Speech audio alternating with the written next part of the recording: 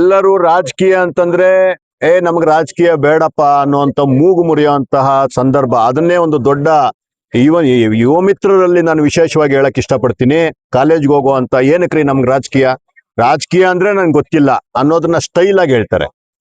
ನಾನು ಅಂತಹ ಜನಗಳಿಗೆ, ಅಂತಹ ಯುವಕರಿಗೆ, ಅಂತಹ ಯೋಚನೆ ಮಾಡುವಂತವ್ರಿಗೆ ನಾನು ನೇರವಾಗಿ ಹೇಳ್ತೀನಿ, ರಾಜಕೀಯ ಅಂತ ಏನಿದೆ, ಪ್ರಜಾಪ್ರಭುತ್ವ ಏನಿದೆ, ಅದು ನಿಮ್ಮ ಜೀವನಗಳನ್ನ ಬದಲು ಮಾಡುವಂತಹ ಒಂದು ಅಸ್ತ್ರ. ಅದೇ ಪ್ರಮುಖ ಅಸ್ತ್ರ. ನಿಮ್ಮನ್ನ ಆಳ್ತಾ ಇರೋದು, ನಿಮ್ಮನ್ನ ಇದೇ ರೀತಿ ಬದುಕಬೇಕು ಅಂತ ಹೇಳೋದು ಈ ರಾಜಕೀಯ.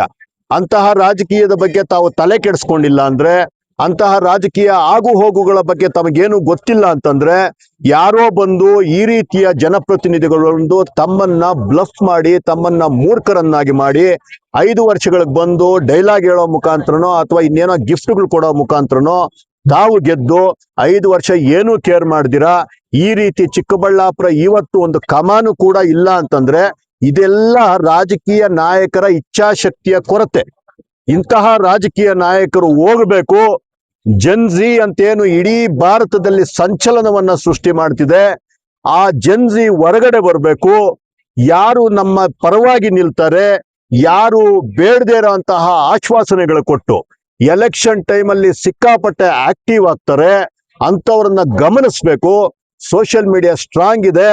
ಯಾರು ಮನಸ್ಫೂರ್ತಿಯಾಗಿ ಕೆಲಸ ಮಾಡ್ತಾರೆ, ಯಾರು ನಿಮ್ಮನ್ನ ಆಳ್ಬೇಕು ಅಂತಲ್ಲ, ಯಾರು ನಿಮ್ಮನ್ನ ಸೇವೆ ಮಾಡಬೇಕು ಅಂತ ನೀವು ಸೆಲೆಕ್ಟ್ ಮಾಡೋದ್ರಲ್ಲಿ ಮತ್ತೆ ಮತ್ತೆ ತಾವು ವಿಫಲ ಆಗಬಾರ್ದು, ಮತ್ತೆ ತಾವು ಫೇಲ್ಯೂರ್ ಆಗಬಾರ್ದು. ಒಳ್ಳೆಯ ಜನನಾಯಕನನ್ನ, ಜನಪ್ರತಿನಿಧಿಯನ್ನ ತಾವು ಏನು ಆಯ್ಕೆ ಮಾಡಿದಾಗ ಮಾತ್ರ, ಕಮಾನು ಮಾತ್ರ ಅಲ್ಲ, ಇಡೀ ಚಿಕ್ಕಬಳ್ಳಾಪುರವನ್ನ ಇಡೀ ಭಾರತಕ್ಕೆ ಒಂದು ಹಿರಿಮೆಯ ಗರಿಮೆಯಾಗಿ ನಾವು ಮಾಡುವಂತಹ ಕೆಲಸ ಆಗುತ್ತೆ. ಚಿಕ್ಕಬಳ್ಳಾಪುರ ಒಂದು ಅದ್ಭುತ ಕ್ಷೇತ್ರ. ಆ ಚಿಕ್ಕಬಳ್ಳಾಪುರ ಬೆಂಗಳೂರಿಗೆ ಕೂಗಳತೆಯಲ್ಲಿರುವಂತಹ ಕ್ಷೇತ್ರ. ಲಕ್ಷ್ಮೀ ಹಬ್ಬ ನೆನ್ನೆ ತಾನೇ ಮುಗ್ದಿದೆ. ನಾನು ನಿಮಗೆ ಮಾತು ಕೊಡ್ತಾ ಇದ್ದೀನಿ, ಕರೆಕ್ಟ್ ಆಗಿರೋ ನಾಯಕರು ಬಂದ್ರೆ ಲಕ್ಷ್ಮಿಯ ಏನು ನೃತ್ಯ ಆಗುತ್ತೆ, ಪ್ರತಿ ಮನೆಯಲ್ಲಿ ಆರ್ಥಿಕತೆ ಬೆಳೆಯುತ್ತೆ. ಅಂತಹ ಜಾಗದಲ್ಲಿರೋದು ಚಿಕ್ಕಬಳ್ಳಾಪುರ. ಅಂತಹ ಒಂದು ಸಮಯವನ್ನ ಉಪಯೋಗಿಸ್ಕೊಳೋ ಅಂತಹ ಜನ ಬೇಕು. ಅದ್ರ ಕಡೆ ಯುವ ಜನತೆ ಮತ್ತು ಏನೆಲ್ಲ ರಾಜಕೀಯದ ಬಗ್ಗೆ ಯೋಚನೆ ಮಾಡ್ತಾರೆ, ಯೋಚನೆ ಮಾಡದೇ ಇರ್ತಾರೆ ಅಂತವ್ರು ಎಚ್ಚೆತ್ಕೊಳ್ಬೇಕು.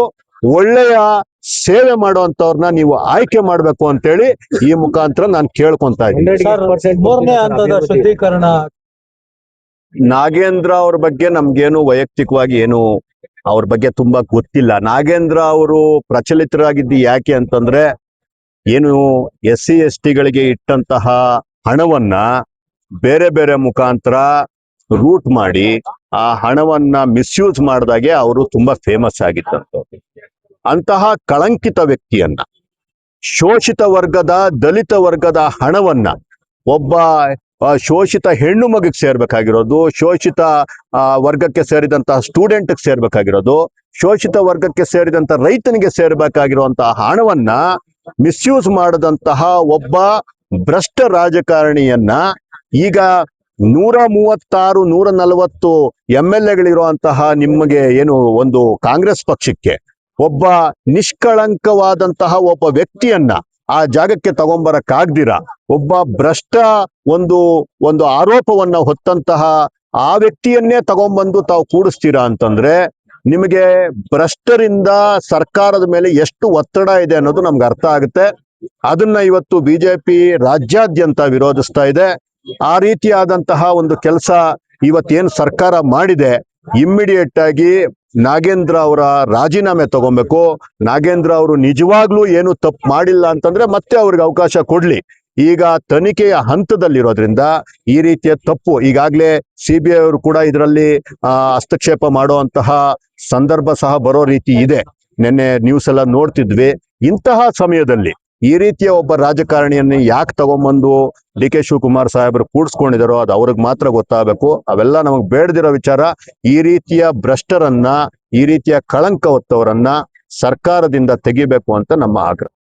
ನಾನು ಅನ್ಕೊಂಡಿಲ್ಲ, ಬಿಜೆಪಿಯ ಒಬ್ಬ ಸಾಮಾನ್ಯ ಕಾರ್ಯಕರ್ತ ಇದ್ದೀನಿ. ಯಾರ್ ಕರೀಲಿ, ಯಾರ್ ಕರೆದಿರ ಹೋಗ್ಲಿ, ಬಿಜೆಪಿ ಪಕ್ಷದ ಕೆಲಸವನ್ನ ನನ್ನ ಮನೆ ಕೆಲಸ ಅಂತ ಅನ್ಕೊಂಡ್ ಮಾಡ್ತೀನಿ. ವೈಯಕ್ತಿಕ ಕೆಲಸಗಳ ಒತ್ತಡದಿಂದ ನಾನು ಆ ಕಾರ್ಯಕ್ರಮಕ್ಕೆ ಹೋಗಕ್ಕಾಗಿಲ್ಲ ಅಷ್ಟೇ. ಒಂದು ಸರ್ಕಾರದ ಕಾಂಗ್ರೆಸ್ ಸರ್ಕಾರದ ವಿರುದ್ಧ ಹೋರಾಟ ಮಾಡ್ಬೇಕಾದ್ರೆ ಬಿಜೆಪಿ ಪಕ್ಷ ಕೆಲಸ ಮಾಡ್ಬೇಕಾದ್ರೆ ನನ್ನನ್ನು ಯಾರು ಕರಿಬೇಕು ಅಂತ ಏನಿಲ್ಲ. ಕರೀದಿರೋ ಹೋಗ್ಲಿ, ನನಗೆ ಯಾವಾಗ ಅವಕಾಶ ಸಿಗುತ್ತೋ ಒಬ್ಬ ಸಾಮಾನ್ಯ ಕಾರ್ಯಕರ್ತನ, ನಾನೇನಾದ್ರೂ ಆಫೀಸ್ ಬೇರರ್ ಆಗಿದ್ರೆ ಹೋಗ್ಲೇಬೇಕಿತ್ತು, ಆ ಥರದ್ದೆಲ್ಲ ಒಂದಿರೋದು. ನಾನೊಬ್ಬ ಸಾಮಾನ್ಯ ಕಾರ್ಯಕರ್ತ ಆಗಿರೋದ್ರಿಂದ ನಿನಗೆ ಸದ್ಯಕ್ಕೇನು ಯಾವುದು ಅಧಿಕಾರ ಬೇಡಪ್ಪ ಬಿಜೆಪಿನಲ್ಲಿ ಅಂತ ದೊಡ್ಡವರೆಲ್ಲ ಡಿಸೈಡ್ ಮಾಡಿರೋದ್ರಿಂದ ಒಂದಷ್ಟು ಈ ರೀತಿಯ ಜನಸೇವೆ ಮಾಡ್ಕೊಂಡು ಮುಂದುವರಿತಾ ಇದ್ದೀನಿ. ಯಾವಾಗ ಅವಕಾಶ ಸಿಗುತ್ತೋ ಆವಾಗ ನಾನೂ ಸಹ ಹೋಗಿ ನಾಗೇಂದ್ರರವರ ವಿರುದ್ಧ, ಕಾಂಗ್ರೆಸ್ ಪಕ್ಷದ ಈ ನಡೆಯ ವಿರುದ್ಧ ಹೋರಾಟವನ್ನ ಮಾಡಿ. ಸರಿ.